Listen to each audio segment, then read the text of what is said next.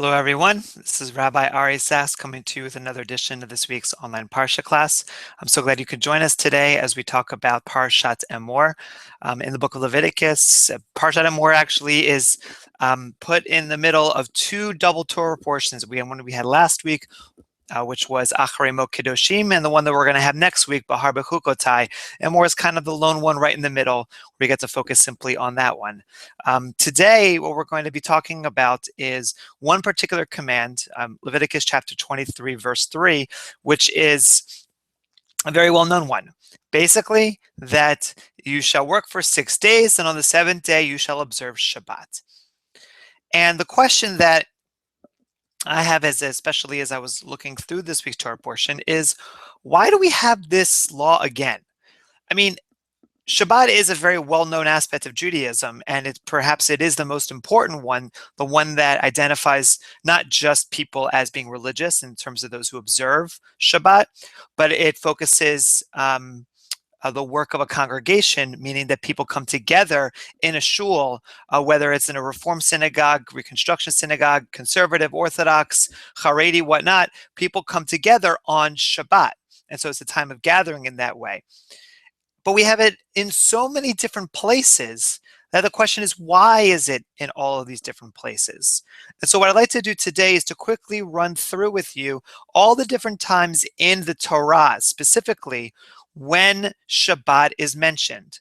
And by a rabbinic interpretive tradition or principle called smikhut parshiyot, which means that when one part is placed next to another part, that other part explains the reason for that first part, or in other words, context matters. That through understanding the context in which each one of these particular particular instances of Shabbat are raised, to understand more the nuances of what Shabbat is all about and why the Torah understands it to be so important. So though our focus today really is on verse 20, Leviticus chapter 23, verse 3, want to start with the very first instance, which is in Genesis chapter 2.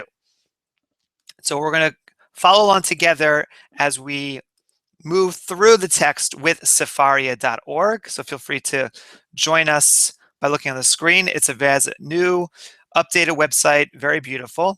Simply click on the very top corner, go down to Tanakh, to Torah, click on Genesis.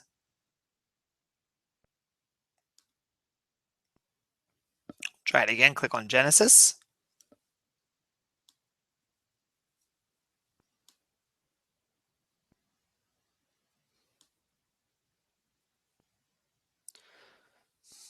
Chapter 2.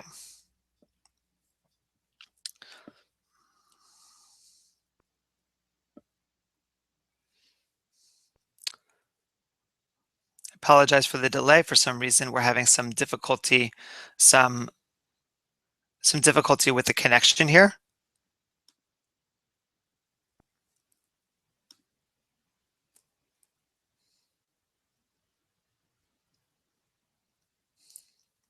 And this comes at the very end in chapter 1, when we have the 6 days of creation. And at that moment, and the heaven and the earth were finished, and all the host of them. Vaychal Elohim bayom hashvi'i, and on the seventh day God finished his work. Melachto asher asa, all that he had made. Vayishbot bayom hashvi'i, and he rested on the seventh day. Mikom melachto asher asa, and he rested on the seventh day from all the work that he had made previously on the previous 6 days. Vayevarech Elohim et yom hashvi'i, and God blessed the seventh day. Vayikadesh oto, and he made it holy. Kivo shavat mikom malachto, because he rested from his work, asher bara Elohim la'asot, which he had created. So this is the first instance of which Shabbat is mentioned. And the key aspect, I think, for us is that this was created by God for the sake of God resting. So in a certain sense, Shabbat is supposed to reflect a godly need to rest. We can have an interesting conversation about why does God need to rest, but the idea that in God's resting, teaches us that we should rest every single seventh day from all the work in which we do.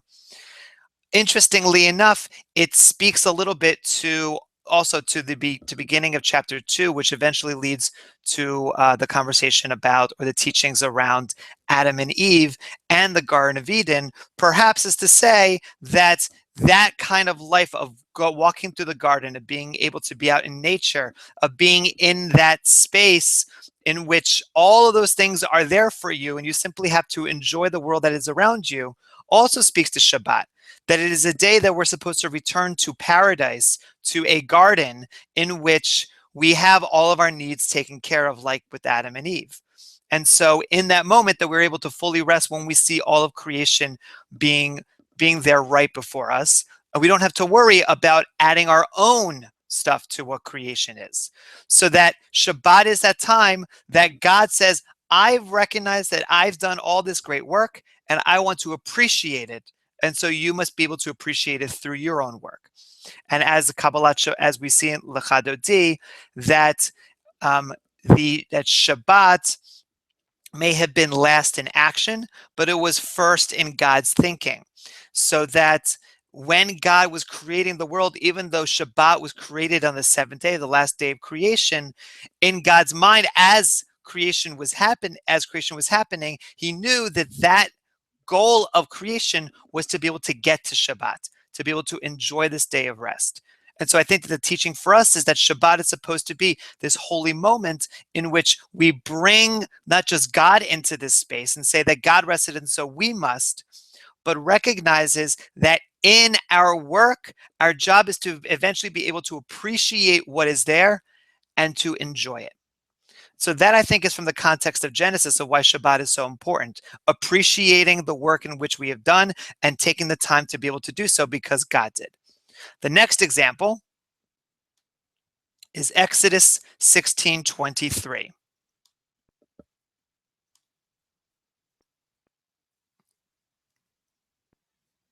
So we click again on Sefaria, Tanakh, Torah, Exodus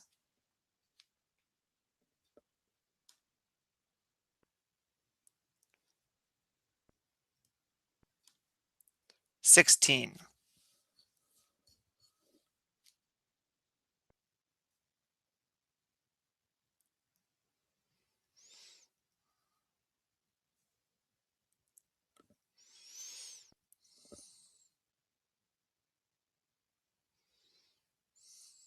Again, I apologize for the delay.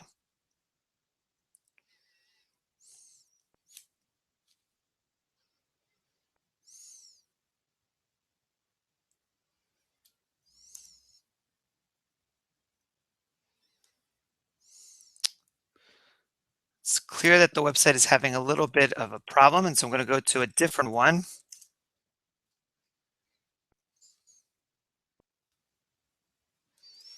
Machomamra.org, which, if you've joined us before, is one that we used to use.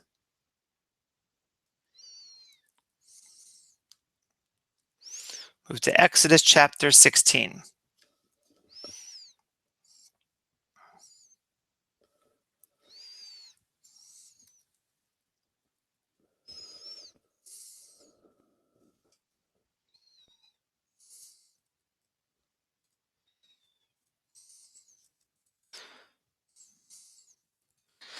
Vayomer Alehem, and so God spoke to them, Hu asher diber Adonai, that the Lord has spoken, Shabbaton Shabbat Kodesh Ladonai, that a Sabbath shall be holy, by that God has made this day of Shabbat holy, and it shall happen machar, it shall happen tomorrow.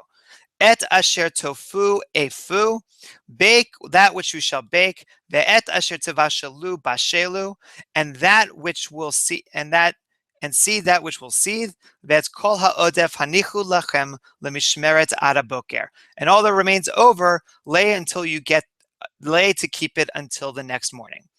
And so this, and also just to back up for verse 22, Vayhi bayom hashishin, on the sixth day, laketu lechem mishneh, that they would gather 2 sets of food, shnei ha'omer, 2 sets of grains, la'echad, vayavo'u kol nesiei hedav v'yagidu leMoshe, and all the rules of the congregation came and told Moses.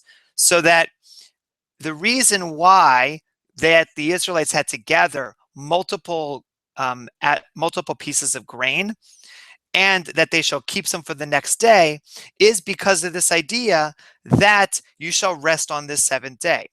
And so I think what that teaches us is the importance of preparation. Shabbat is not just a day in which it happens and you simply rest. It's not a day that you're supposed to do any kind of work, but obviously you enjoy the fruits of that work. And while it may seem from Genesis, if we just had that you have the 6 days of creation and then boom, you get to the seventh day and that's it. But rather that the seventh day is something in which you enjoy the fruits which you have collected from the previous week. And in order to do that, you need to do a little extra work on that, especially that sixth day, to get yourself ready to actually enjoy Shabbat. That is to say, work doesn't just stop. It's a creation that we make, or that God makes in this sense, and that in order to enjoy it, we have to do a little bit extra so that we don't have to actually involve ourselves in the process of work on that seventh day. So if you're in any kind of religious community on Friday, it is crazy, especially when you're in Israel. It is a balagan. It is absolutely crazy to go to the market, to buy all the food, to get enough, not just for that day, but also for Shabbat. And then you're supposed to enjoy it. You're supposed to make a beautiful meal for it on both the day and then the evening and the day. And so there is all this hustle and bustle that is extra because it's not just to take care of that current day, but it's to get ready for the next. And so I think it shows, by the way, that life doesn't simply end when we appreciate work, but rather in order to fully appreciate it, we need to have that little rush to actually get everything done so that we can take a step back and appreciate. So now we're going to turn to the next teachings. Actually, we're going to turn to two of them at the same time. The first is Exodus chapter 20.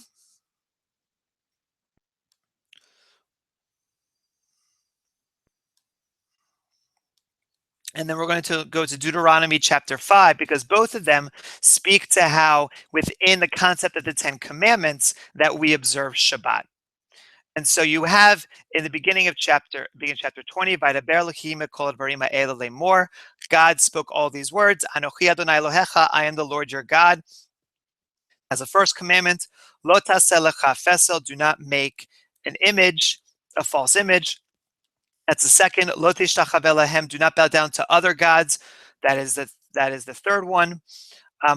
Lo tisa et shem Adonai Elohecha lashav, do not use God's name in vain. That's the fourth one. And then finally, Zachor et Yom HaShabbat lekadsho, that you shall observe Shabbat in all of its holiness. Sheshet yamim ta'avod ve'asita kol malachtecha, that on 6 days you shall work and you shall do all your work. V'yom hashvi'i Shabbat l'Adonai Elohecha, and the seventh day shall be a Shabbat for God. That's just like God rests on the seventh day, so too shall you rest for the seventh day. And that aspect of the fact that the Ten Commandments, both here and also in Deuteronomy, appear right smack in the middle of the Ten Commandments. It appears at that bridge between this is your relationship to God, I am the only one, I am the only God, do not have any false images, do not bow down to others. And then it links or bridges to the next set of commandments, which is simply about how one must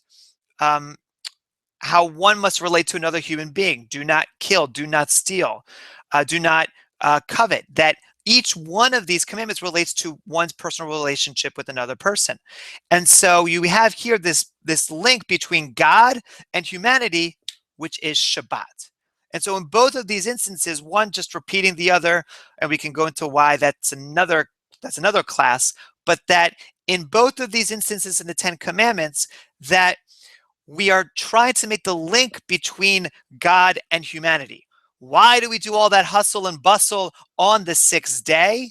Just like on that sixth day, as it says earlier in Exodus chapter 16, because not only do we want to observe this day to give over to God, but to really give over to human beings as well, to our family, to our friends. Shabbat is a beautiful time to spend with family, especially when we're running around over the course of the week. And so in understanding the fact that Shabbat is this bridge between God and humanity, as is seen in the Ten Commandments, we can understand that all of that work is meant to bring us in relationship with one another. That as a Kabbalat Shabbat service focuses on how God's presence is seen through the Shekhinah brought by Shabbat, connects us to God, and that we do so in a community of human beings to say that we are in direct relationship to God, just like we are in direct relationship to one another. And so that is part of the bridge that exists within the Ten Commandments, that Shabbat is that link between humanity and God. And so now we're going to turn to another teaching that kind of focuses on a similar theme, which I'm going to skip. I'm going to skip one. We're going to get to it in a moment, but we're going to now move to Exodus chapter 34.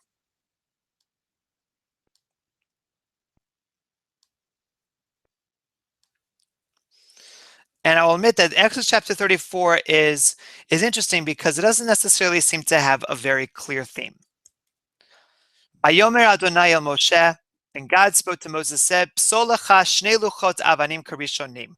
Make for yourselves two tablets like the first ones. Vechatavti al haluchot et hadvarim asher hayu al haluchot harishonim asher shibarta. And I will write upon the tables the words that were on the first tables, which you did break. Veheyet nachon laboker, and be ready by the morning. Ve'alita vaboker al Har Sinai, and come up to Mount Sinai. V'nitzavta lisham al Rosh Har, and present yourself to me on the top of the mount." And then it keeps on going in terms of that no one shall come up with you. And later, verse 4, Vayifsol shnei luchot avanim karishonim, and he hewed two tablets of stone like unto the first. Vayashkem Moshe vaboker vayal el Har Sinai. And then Moses got up early, went up to Mount Sinai, ka'asher tziva Adonai, as God had commanded.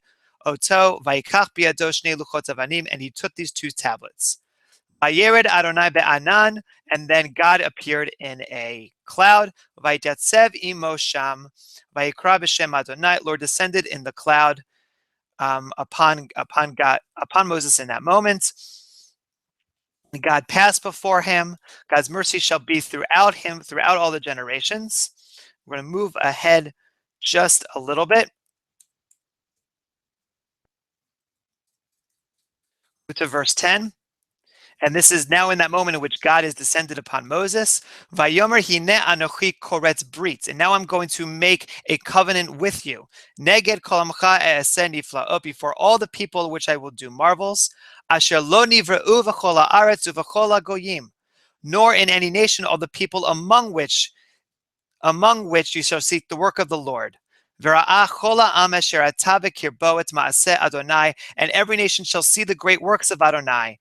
Ki norahu asher ani oseh imach, that I am about to do with you, that is tremendous. God basically saying here, I'm going to show you all these great things that no other nation is going to be able, that no other nation has ever experienced. And then he goes into how he's going to drive out all the Amorites, the Canaanites, and all of the enemies that will get in Israel's way, saying that do not make covenants with them, because your only covenant is with me. And that you shall break down all of their pillars. So this seems to be kind of like the introduction to what God is trying to say within these tablets of stone, that he is in a direct relationship with the people and that they should not be making any covenants with other nations. And then we have more the details of what's seemingly written down on these stones. Kiloti shachaveh le'el acher, do not bow down to another God. Lest I make a covenant with the inhabitants of the land. And you take their daughters, meaning do not actually engage in relationships with these other nations. You shall only belong to me, which speaks a little bit to the beginning of the Ten Commandments, saying that I am the Lord your God, you shall have no others. And then we get to verse 17. Elohim masecha lo taseh lach, do not actually make any other molten images. And then interestingly, in this moment, after talking about the relationship between God and Israel, one that is exclusive, that they should not have relationships with these other nations, it says, Et chag hamatzot tishmor, shivat yamim tocha matzot asher tziviticha, that you shall observe this holiday of matzot, of Passover, for the course of 7 days. And then it says, Kol petzer rechem li, that this kind, that you shall give the first of your womb over to God. And continuing in verse 20, Ufeter chamor tifte v'seh, and the first of your donkey, the first of your lamb shall also belong to God. And then finally, we get to the verse of Shabbat, Sheshet Yamim ta'avod uvayom hashvi'i tishbot. And so then 6 days shall you work, but on the seventh day you shall rest. And then it goes into a number of other holidays that are followed as well. And what I think that this is referring to, one is that it further articulates the exclusive relationship that God has with the people of Israel. And then it speaks to the particular ways in which that relationship is explained or is celebrated. Meaning that if you look at Genesis chapter 2, it seems that Shabbat is simply a creation for all the entire world. Everyone should celebrate Shabbat. But you have here that you have this unique relationship between God and the Israelites, that despite what the Israelites had done, because Moses had to come up and get another set of tablets, that God wants to be in relationship with the Israelites. Israelites should not have intimate relations with its neighbors, rather only relationships with God. And that in that relationship, the first holiday that's mentioned is Passover, in which God takes out the Israelites. And after all of that talk about the unique relationship between God and Israel, you have Shabbat. As if to say, as opposed to Genesis, Shabbat actually belongs to the Jewish people. As Ahad Ha'am, a great Israeli writer, once said, that more than the Jewish people have kept Shabbat, Shabbat has kept the Jewish people. So that Shabbat is a day in which it has a unique relationship with the people of Israel, in the sense that it is Israel who must observe the laws. It is Israel who must make Shabbat a part of our lives. Other nations seemingly enjoy Shabbat in their own ways, and then you could talk about different Sabbaths that all traditions have, but that this idea of Shabbat, as it is written in the Torah, is meant for the Jewish people. It is meant for us to take it. It is not about the role that Shabbat plays in the rest of the world. That's a little bit of Genesis. But rather, this is speaking about how we, as Jews, must observe Shabbat and make it a part of who we are. So that if you read Genesis, it's about the universality of Shabbat. And here it speaks about the particularity of Shabbat as it relates to the Jewish people. And that is also connected with the idea of it being of the Ten Commandments, in the sense of this is the unique relationship that God is setting up between God and the people of Israel.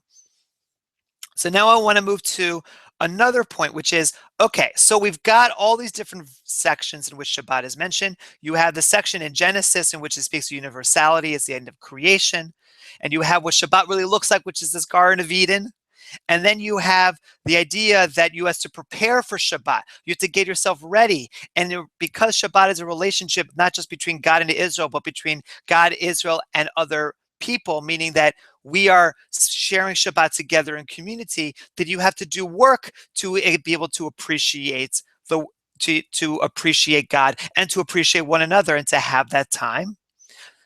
And then you have the sense that it speaks to that exclusive relationship between God and Israel, that there's this unique part to Shabbat that God simply wants to give to Israel. The question is, what do you do in Shabbat?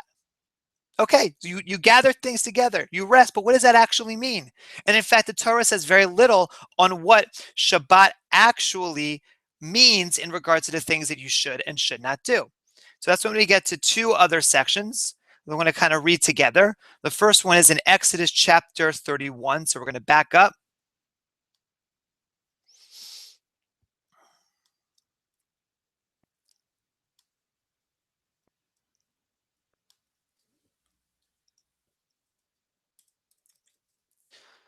Vaydaber Adonai el Moshe lemor, God spoke to Moses and said, Re'eh karati v'shem Betzalel ben Uri ben Hur l'matei Yehuda. See that I've called by name Betzalel, the son of Uri, the son of Hur, the tribe of Judah. Va'amaleh oto ruach Elohim bechokma u'bitfuna u'da'at u'vechol malacha. And I filled him with the spirit of God in wisdom and in understanding and in knowledge and all manner of work, of melacha. Lachasho machashavot, to devise skillful works. La'asot bezahav uvakesef uvanechoshet. And so you have here this instruction by God to Moses saying, I have now given to this man known as Betzalel the ability to do this great work. And what is he going to work on? Et ohel moed ve'et haron la'edut ve'et hakaporet, the tent of meeting and the ark of the testimony and the ark cover that is thereupon. That Betzalel is supposed to use all of his skill in building the tabernacle. And then what do we have? And then it goes into all different things that how the tabernacle is used. We then see, seemingly randomly, Vayomer Adonai Moshe lemor, God spoke to Moses and said, Ve'atad daber el bnei Yisrael, speak to the children of Israel, lemor, and say to them, Ach et shabtotai tishmoru, that you shall observe my Shabbats. Ki oti beini uvenechem, because it is a sign between me and between your children, ledorotechem, for the generations, lada'at ki ani Adonai mekarishchem, that I am the Lord who sanctify you. This is speaking, by the way, to the idea that Shabbat is this exclusive relationship between the people of Israel and God, as a way as that sign of the unique relationship. Ushmartem et ha-Shabbat, that you shall guard the Shabbat, ki kodesh lachem, because it is holy. Mechalaleha mot yumat, and that if you profane it, then you shall surely die. Ki kol ha'oseva malacha, because all those who do malacha, all those who do this work, v'nichreta hanefesh hahi mikerv hamecha, shall be cut off from among the people.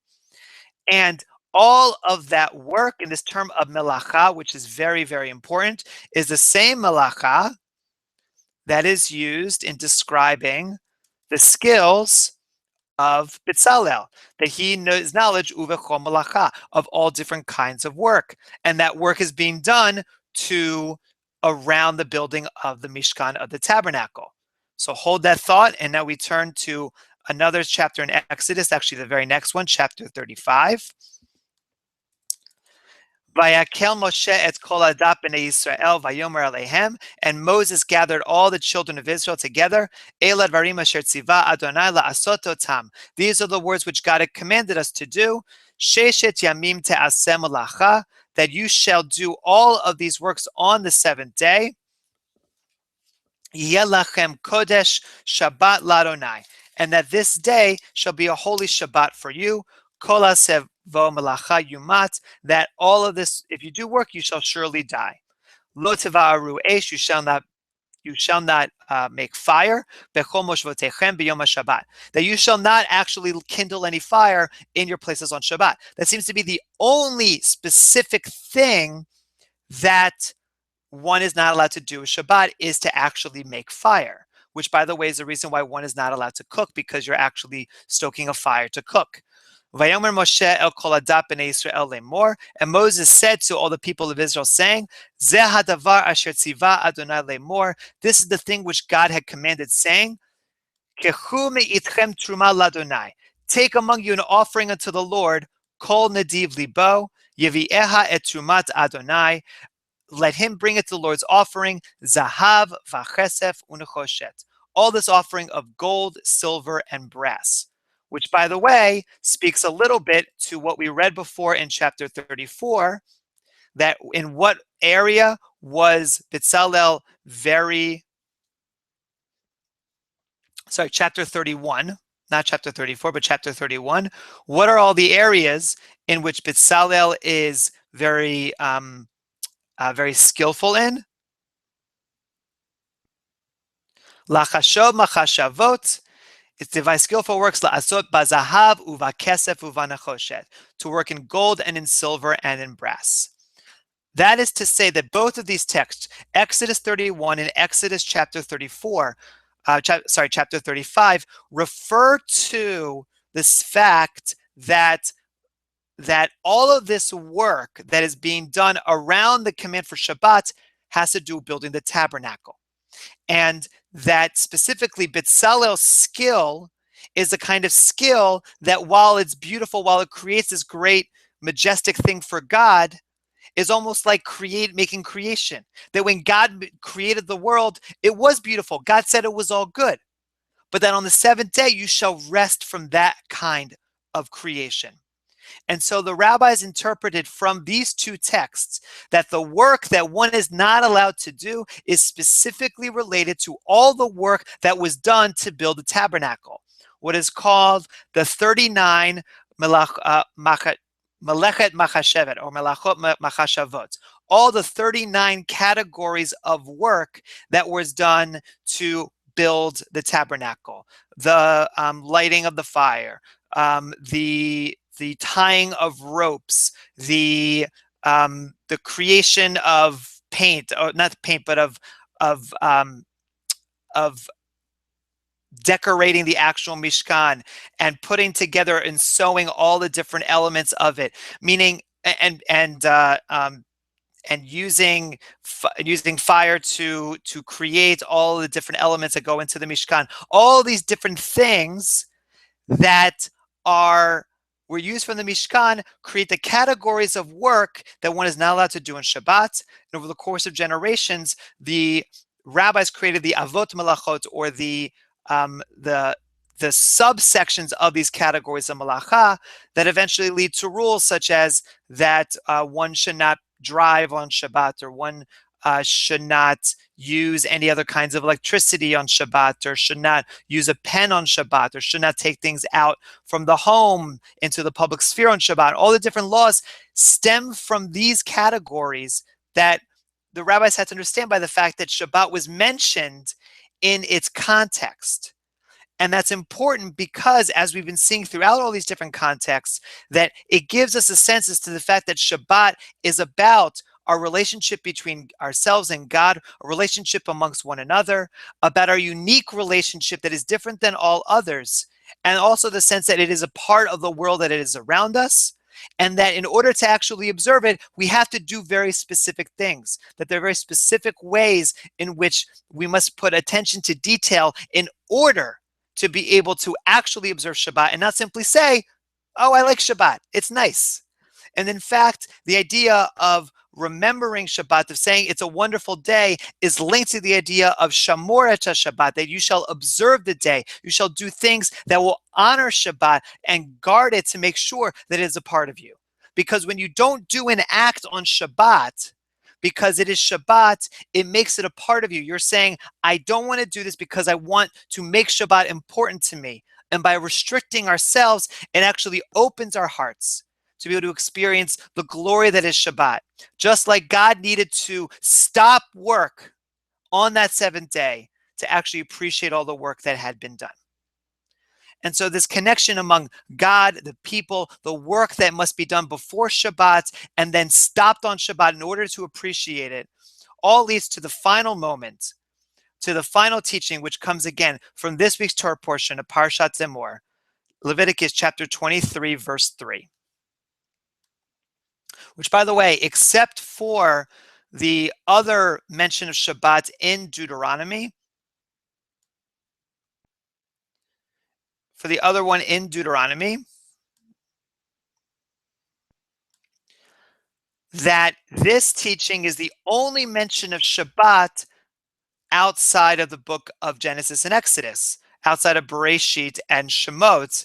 And again, the one in Deuteronomy is a repetition of the Ten Commandments with different changes, but that this is the only unique one out of the rubric of Exodus, of Genesis and Exodus. So we turn now to the very beginning of chapter 23. Vaydaber Adonai Moshe lemor, God spoke to Moses saying, Daber el bnei Yisrael ve'amarta alehem.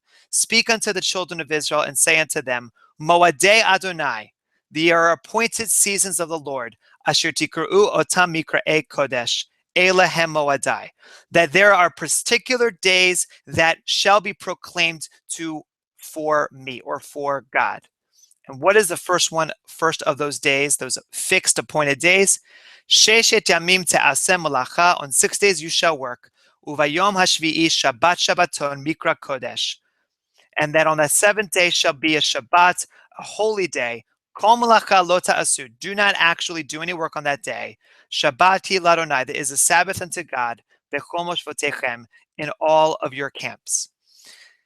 This is important because everything that we've talked about when it comes to having a day to be able to not only sanctify God, to be in good relationship with each other as human beings, that there are certain things that we shouldn't do in order to make that day actually happen, that it speaks of our unique relationship with God.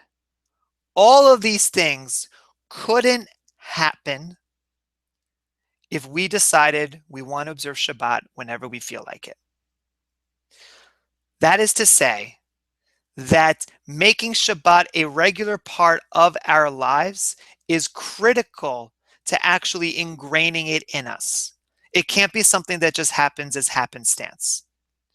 But one of the interesting aspects here is that this teaching fits very nicely with the teaching from Genesis. Because in Genesis, in chapter 2, it says that on the seventh day, God created the world. God created Shabbat.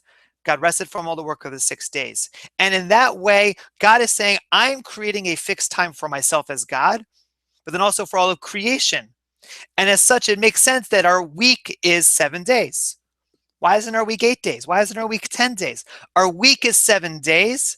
And on that seventh day, there is this day of rest. For those who say that when the Israelites left Egypt, one of the creations, one of the things that was unique about the Israelites as opposed to all other nations is that there was no consideration of rest. There was no weekend. There was no time off. Everyone worked all the time. And rather, what the Israelites did through God is to create this day, which just like that moment in Genesis, is a day every single week to give yourself over to Shabbat, to do all those things that we talked about, the relationship between people, to observe certain things, to not do other things, to be able to experience it as a holy day between you and God. All of those things could not happen if the Israelites simply said, whenever we can. But rather, it was instituted in their lives. It was a fixed time. And this section in Leviticus speaks to all the different fixed times that things must be brought to God, all the different holidays, all the different moments in which they need to bring things to God. And the first one that is mentioned is Shabbat, because Shabbat happens every week. No matter if we observe Shabbat or not, Shabbat still comes. And in some mystical traditions, that the specialness, the special spirit of Shabbat is hovering above us, there for us, because it comes anyway on the seventh day. And our job is to do that work, to do that preparation beforehand, like we read earlier in Exodus 16, and to get ourselves to that point where we can then take that spirit from up above and make it a part of who we are. And so my hope is that you'll come and join, whether it's us for Shabbat here at Beth Mordechai in Perth Amboy, or your own congregation on Shabbat, or any other community that you affiliate with on Shabbat, to make it a fixed time for you to be able to come into closer relationship with God, closer relationship with your fellow human beings, to make that day unique by preparing for it beforehand, and by making sure to not do certain things on Shabbat that you would normally do to show that you are resting on that day, and to make it a fixed part of your schedule. All those different key aspects of Shabbat, I think, are why Shabbat are mentioned so many times within the Torah. And with that, hope you enjoyed this bit of a longer class, and that you have a Shabbat Shalom, a peaceful, restful Shabbat. And I'll see you next week. Take care. Bye-bye. Shabbat Shalom.